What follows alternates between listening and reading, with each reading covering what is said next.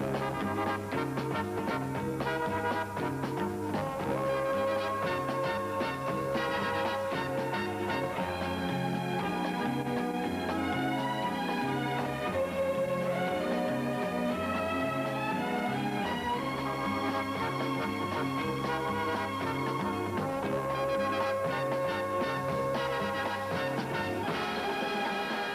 morning, students. Mr. Schneider here for a quick episode of Schneider Time. A few years ago, some students asked me what they could do to feel smarter. They said they talked to students from other schools, and they just didn't feel very smart, and they wanted to know what they could do to feel smarter. And I think I said that I'd rather they be smarter than feel smarter, but I got what they meant. And so I want to talk to you today very practically about some things you could do to just sort of feel more intelligent, to feel more confident, perhaps a better way of saying that, to feel more confident when talking to other people about intellectual matters. So really quickly here, let's walk through how to feel smarter. So first of all, smarter equals more informed, okay? To be more informed means to read things like newspapers, to read magazines, to watch PBS sometimes when you watch TV. Now, sure, you could watch CNN and Fox News, but I'd rather you watch PBS. It's a little less dramatic, a little more even-keeled. Personally, I like podcasts. I listen to things like NPR's It's Been a Minute with Sam Sanders, or in the NPR Politics Podcast, or Up First. Up First is actually a great one. Up First comes out every day, and it's about like a 14-minute podcast with like 2 or 3 really quick news stories. And I think you'd find that very helpful to feel like you're up to date with what's going on in the news and politics.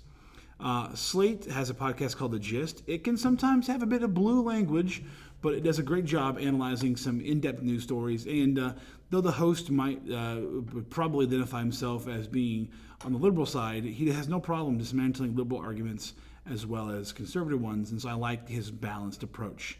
The New York Times has a podcast called The Daily. It's about a half-hour podcast that comes out daily, and it offers some insight into several different types of news stories on a regular basis. And I like KCRW's Left, Right, and Center. It's a panel show, 3 people, 1 left, 1 right, 1 center. Comes out every Friday, and they discuss a variety of news sources, sometimes with expert interviews as well. Now, being smarter can also mean being well-read, and I suggest you read books and read lots of them. Read fiction, read nonfiction, doesn't matter to me, but read frequently and read books. Reading books requires determination. You're reading a very long literary piece, and it requires that you stick it out, that your brain is forced to run through the meaning of the book. There's no quick reward in reading a book, okay? Now, if you've not read a book, an actual whole book in a long time, start with something you already read, an old book. Like go back to junior high stuff and reread To Kill a Mockingbird, or reread And Then There Were None. Start there. Give your brain kind of a relaxing way to ease back into reading. Now, I would suggest once you've got going on this, read old books. Now, some of you have already read Fahrenheit 451 here at school, but read old books. Read The Giver. Read 1984, The Time Machine, Dr. Jekyll, Mr. Hyde. Read old books. Because old books, okay, can teach you concepts that many in this time period have considered to be old-fashioned. But it's very, as a historian, I'll tell you this, it's very ironic how old things come back eventually, okay? Also, reading old books teaches you old words, old vocabulary, and there's no better way to sound smart in college than to use words that are not commonly used today. You'll sound more refined. Just trust me on that one, okay? Also, being smarter means being better organized. Prioritize your life, then act upon your priorities. Write your assignments down on paper, okay? Look, your priorities right now should be graduating. It should be learning the material, passing the test, passing the class, and then moving on to the next stage of your life. So write your assignments down and attack your assignments one by one. I think most classes now are posting their work on Mondays. Not everyone is. But on Monday morning, whether you're at home on remote or you're here at school, you should get out a notebook, write the date at the top, and write down all the work that's been assigned for the whole week, and then start assigning those assignments to days. So Monday, I'm going to do math. Tuesday's world history. And break your assignments down to where you can get, okay, I'm going to do these 3 things on Monday, and then these 4 on Tuesday, because it's all due by Friday. And just organize your life. You're the one in charge of your life. Nobody else is. You put your life in order. Please stop waiting until the last minute to do your homework. I'm not surprised you couldn't finish your homework when you didn't start on it until Friday morning and it was assigned on Monday. I gave you a week because you needed a week to do it. And please, stop spending Tuesday to pay Monday's debts. Do your work when you have the time. Don't waste your time playing games, talking to your friends, sleeping. Your life is precious. Every moment of your day is precious. Invest it in something that will better you in the long run. Invest your time in something that will better you for the long run. Please set goals and then create plans to achieve them. Don't just, one day I'm going to do this. Set a goal, figure out what steps you should take to achieve that goal, give yourself a timeline, and then do it. Saying one day I want to do this, that's not a goal, that's a wish, and wishes don't come true. That sounded really negative, sorry. But come on, guys, you know what I'm saying. Be in charge of your lives.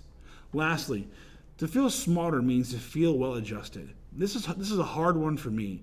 I've struggled with anxiety and other issues for a long, long time. And it's hard for me to feel emotionally well-adjusted. I don't get a lot of sleep. Okay? I've got young kids, and then I always go to bed on time, or they wake up with nightmares. That's been my life the past week. Our 2-year-old keeps having nightmares. But where you can, please start getting into a healthy sleep cycle. You should be getting about 8 hours of sleep a night. That does not mean going to bed at midnight, waking up at 8 a.m. It means you should be going to bed at 10 or 11 and getting up at 6 or 7 every day. Get more sleep. Please only breathe pure air. Stop vaping. Stop smoking. Whatever it is you're smoking, stop it. And you're like, well, Schneider, no one's actually doing those things. Absolutely, some of you are. Absolutely. And I'm not here to judge you. I'm just here to tell you that you'll judge yourself in 20 years when you can't breathe because you smoked as a kid. A little bit of real talk there. Please hydrate well. Drink water. Stop drinking Monsters or Rock Stars. Drink water. If you got to have caffeine, drink coffee or tea. Okay?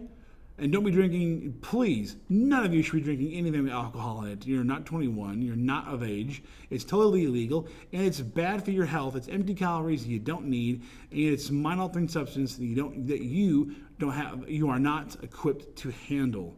Okay? Not that many folks are. Please begin exercising. If you are feeling stressed, feeling anxious, feeling depressed, going on regular walks, either the morning or in the late afternoon, early evening, are a great way to unwind, get a bit of healthy exercise, and a way to kind of put your emotions in check, okay? And overall, make good relationship choices. Some people don't deserve your friendship because they're not going to treat you right. Some people do not deserve your time at all because they're going to drain you emotionally, and you may not be in a place to deal with that. There are times when friendships are out of balance. And there are some friends that I've had to give more than I received from for a while. And that's okay. That's part of being kind and loving other people. But there are times when you have to say to yourself, I'm not in a place emotionally to deal with this person. I have to let them go. And that's not mean or rude. It's just saying, they're drowning. I can't pull them out. I might tell an adult who could help them, but I can't be the one that pulls them out. They're going to pull me in with them. Okay? Make good choices. Make choices today you can be proud of in 20 years, okay? That's the end thing here. That's the ultimate point that you should think about when you're making choices. Make choices today you can be proud of in 20 years' time. You won't always work out. You'll make mistakes. I definitely have in my life. But I'm asking you, please, to make the best choice today for your life tomorrow, okay? If you want to feel smarter, if you want to feel more informed, feel more confident when you're talking to other people about intellectual things, those are some simple suggestions that I gave to students a year or two ago, and I'm offering them all to you as well. Hope you have a great Friday. Get your homework done. If you have questions, you can email me. Otherwise, I'll see you on Monday. Goodbye, goodbye, goodbye, goodbye.